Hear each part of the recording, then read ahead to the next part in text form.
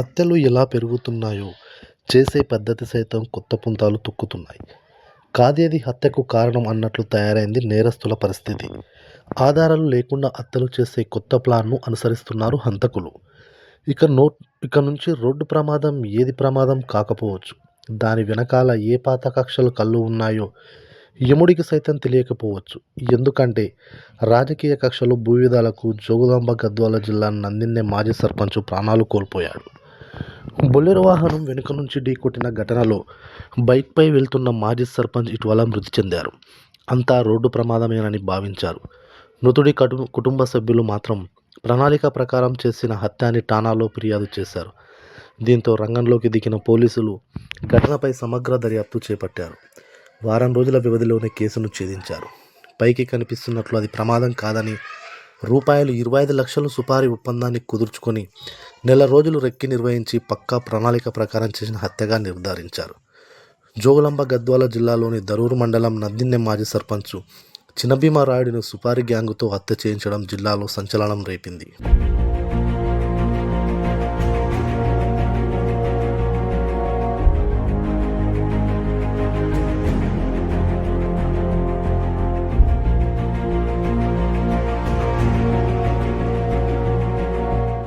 గ్రామానికి చెందిన mill Veeranna alias Kurva వీరన్నను అదుపులోకి తీసుకున్నారు పోలీసులు.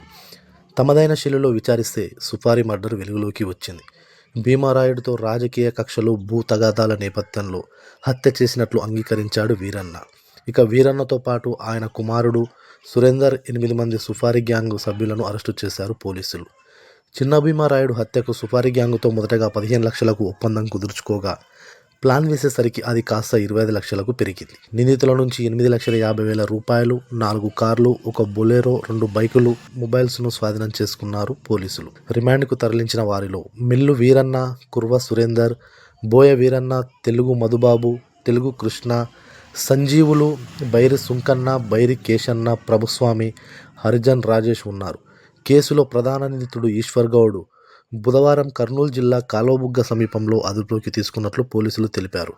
ఈశ్వర్ గౌడ్ గతంలోనూ 2 సార్లు జైలుకు వెళ్లొచ్చాడని సిఐ గారు తెలిపారు. గత నెల 21వ తారీఖు సాయంత్రం అందాజ 4-5 మధ్యలో నందినే యొక్క మాజీ సర్పంచ్ అయినటువంటి చిన్న భీమారాయుడిని అదే ఊరికి సంబంధించిన మిల్లు వీరన్న, అతని కొడుకు, ఇంకొంతమంది రాయలసీమ సంబంధించిన వ్యక్తులతో కలిపి అతన్ని చంపించడం, బొలెరో వెహికల్ తోటి గుద్ది వెనక నుంచి యాక్సిడెంట్ చేపించి చంపడం జరిగింది. ఈ కేసులో మేము ఇప్పటికే మిల్లు వీరన్న, అతని కొడుకు సురేందర్, మరియు దీంట్లో మధు అనే ఒక అతను, మరియు కృష్ణ అని, తెలుగు కృష్ణ అనే పర్సన్, సుంకన్న అనే ఒక పర్సన్, శాంసన్ అనే పర్సన్ ఒకడు, కేశన్ అనే, రాజేష్ అనే వెహికల్ డ్రైవర్ ఓనర్ని, దాదాపుగా ఒక 10 మందిని ఇప్పటికీ మేము అరెస్ట్ చేయడం జరిగింది. దీంట్లో మెయిన్ ముద్ద అయినటువంటి ఈ అఫెన్స్ కి కీలక సూత్రధారి అయినటువంటి ఈశ్వర్ గౌడ్ అనే అతన్ని అప్పటి నుంచి అతను అందరిని పట్టుకున్న దగ్గర నుంచి తప్పించుకొని తిరుగుతున్నాయి. మేము ఈరోజు ఉదయం అదుపులో తీసుకోవడం జరిగింది. అతను తీసుకొని వచ్చి ఈరోజు కోర్టులో ప్రొడ్యూస్ చేయడం జరుగుతుంది.